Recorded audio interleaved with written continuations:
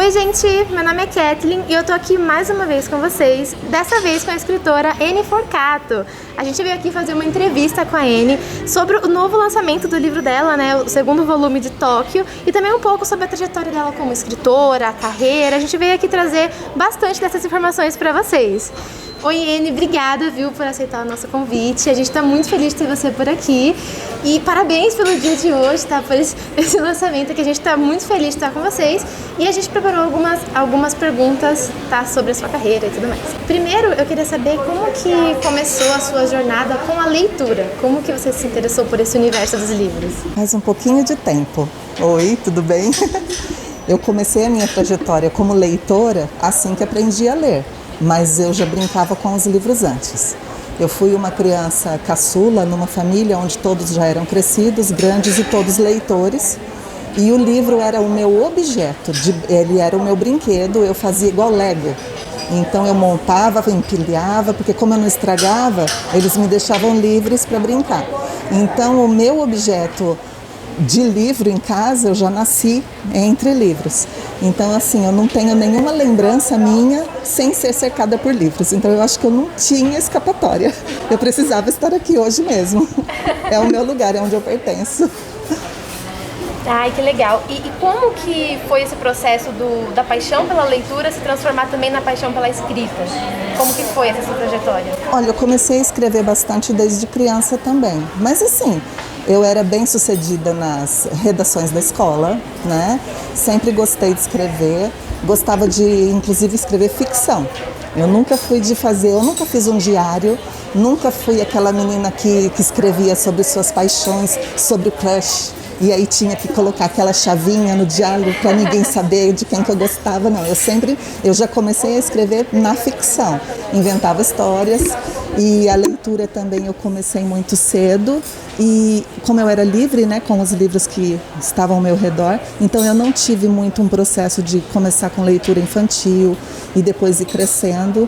Eu já comecei lendo logo livros que eram adultos também, mesmo quando eu não entendia muito bem o que estava acontecendo. Mas assim, eu acho que eu não tive uma trajetória assim, a coisa foi toda picada. O que aparecia na minha frente eu fazia, muito ousada. As primeiras coisas que eu escrevi eram muito ruins, lógico. Então, assim, eu tenho até um pouquinho de vergonha de algumas coisas que eu escrevi no passado, ainda bem que eu não consegui publicar. Senão, hoje em dia, ia ser assim, eu não acredito que as pessoas leram e tal. Mas foi uma trajetória muito gostosa. Eu sempre li bastante, sempre escrevi bastante, então eu acho que isso foi se aprimorando. Eu acho assim, o caminho para se tornar um escritor é muito árduo, muito difícil e nunca deixa de ser difícil.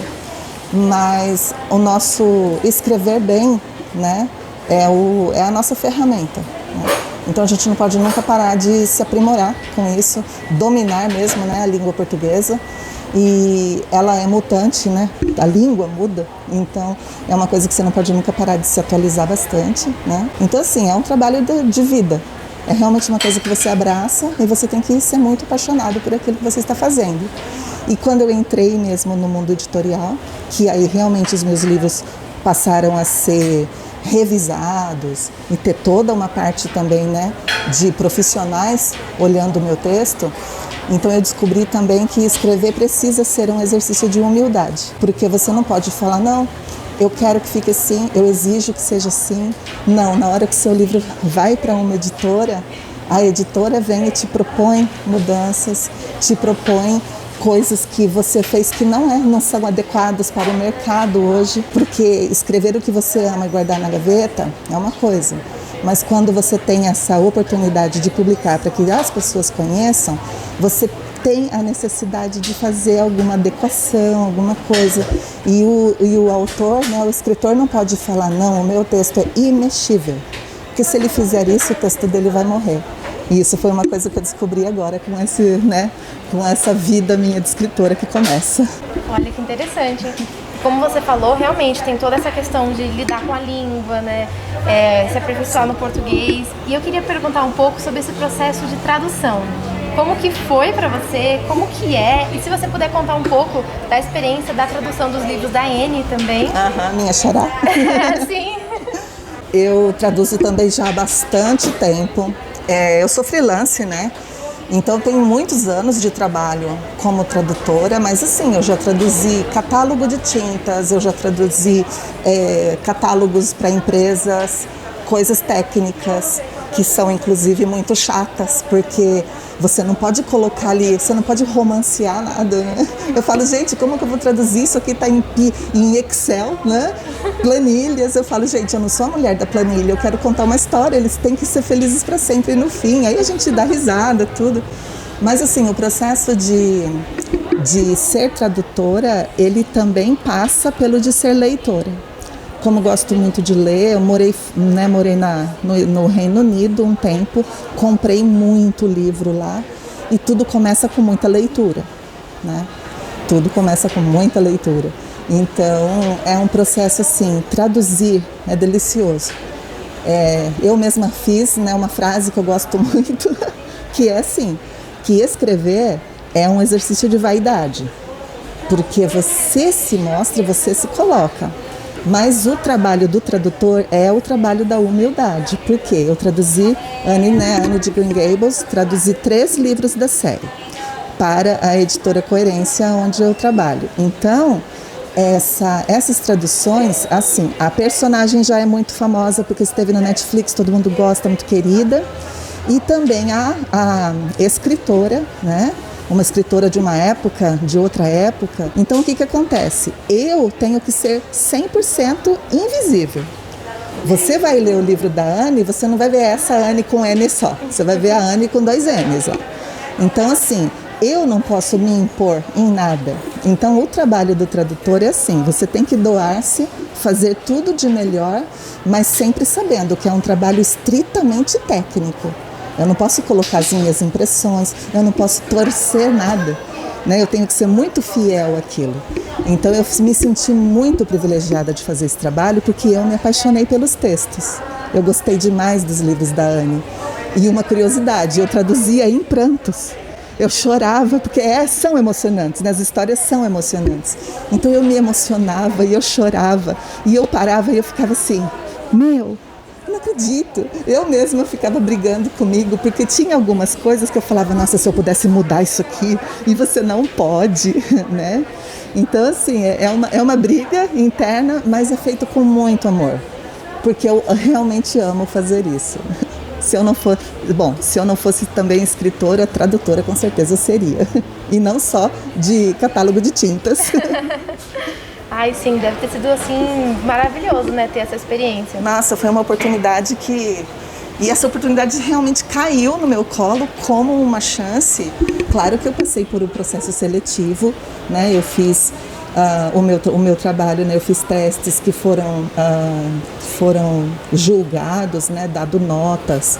Então eu passei numa seleção. Mas eu ter sido escolhida para fazer essa seleção foi uma coisa assim que me surpreendeu, porque não foi eu que busquei.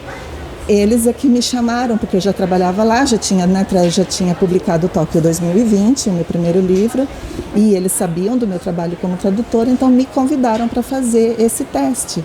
Então foi uma coisa assim, que eu me sinto mesmo, se foi um presente que eu ganhei.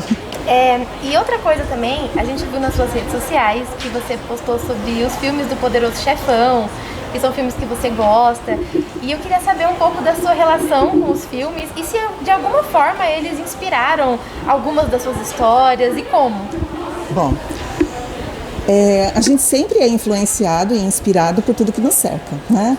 Música, poesia, livros e também filmes e séries. Claro que eu procuro nunca me inspirar a ponto de você falar, isso aí é tal coisa. A gente tem que tentar ser autêntico, né?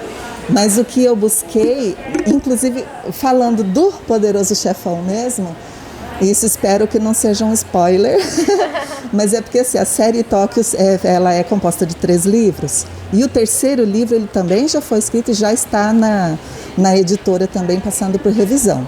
Então ele realmente tem já também a publicação dele já está certa, né? É para julho, ele realmente vai sair, a série vai ficar completa. Que uma coisa que apavora os leitores é a série que não se completa, né? Então essa está completinha. E é no terceiro livro que tem um episódio pontual em que alguns personagens envolvidos ali estão no lugar em que está acontecendo uma homenagem ao Marlon Brando, e é um festival de cinema e eles estão passando toda a saga do Poderoso Chefão. Então eu citei, né, que eles estão naquele momento assistindo aquele...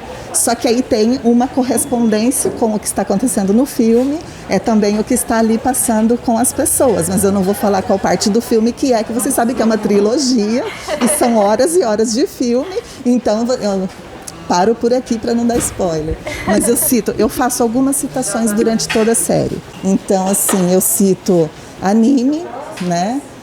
Coisas da cultura japonesa, e aí tem, assim, falo de personagens, falo de coisas assim, algumas coisas que as pessoas têm como fazer uma identificação. Por exemplo, em dado momento a pessoa olha e ficou igual, sabe o meme do John Travolta no filme Pulp Fiction? Que aí que ele fica assim, aquela coisa assim. Então tem, no momento lá, a pessoa fez exatamente aquele gesto, e aí eu coloco, ele fez igual o John Travolta no filme Pulp Fiction, né, no meme do John Travolta. Então tem algumas coisas assim que você coloca que fica engraçado, fica gostoso e aproxima o livro de outras mídias. E eu gosto muito de falar de música também. Mas então eu pego músicas que não são músicas da modinha, assim, que só estão na moda agora e que nunca ninguém vai ouvir mais depois. Então eu pego músicas dos anos 70, alguns clássicos, coisas assim, e tem alguma coisa, o personagem está ouvindo. Aí eu já tive leitora que foi no Google, que foi no Waze, a louca, que foi nos aplicativos de música e buscaram, e falou, eu li ouvindo, e ficou uma vibe super legal. Então são coisas assim que a gente vai colocando e vai ficando super gostoso. Eu gosto dessas referências porque eu acho que enriquece a experiência e trazem alguma coisa. Porque se você lê o livro e você não tem curiosidade com nenhuma das referências, você não vai perder nada da história.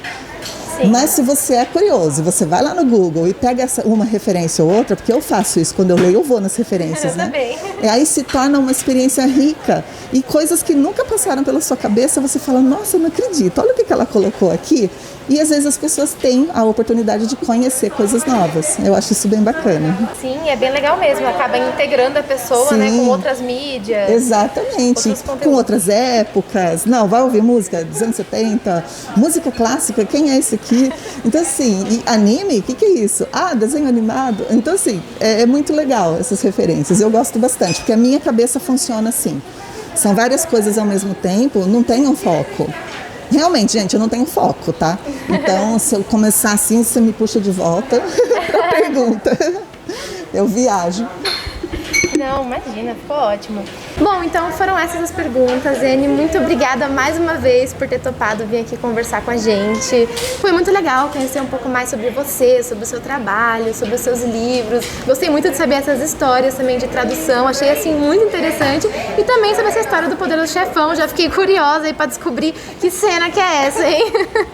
Então é isso, pessoal. Essa foi a nossa entrevista com a Eni Forcato. E eu vou deixar aqui na descrição os links para vocês estarem conhecendo os livros, tá bom? Para vocês poderem ir lá, né, verem, comprarem os livros, que vocês vão estar ajudando e apoiando, né, uma artista brasileira, que é o que a gente busca fazer sempre por aqui. Então é isso, gente. Esse foi o vídeo de hoje. Muito obrigada por assistir até aqui e a gente se vê num próximo vídeo. Até a próxima e tchau!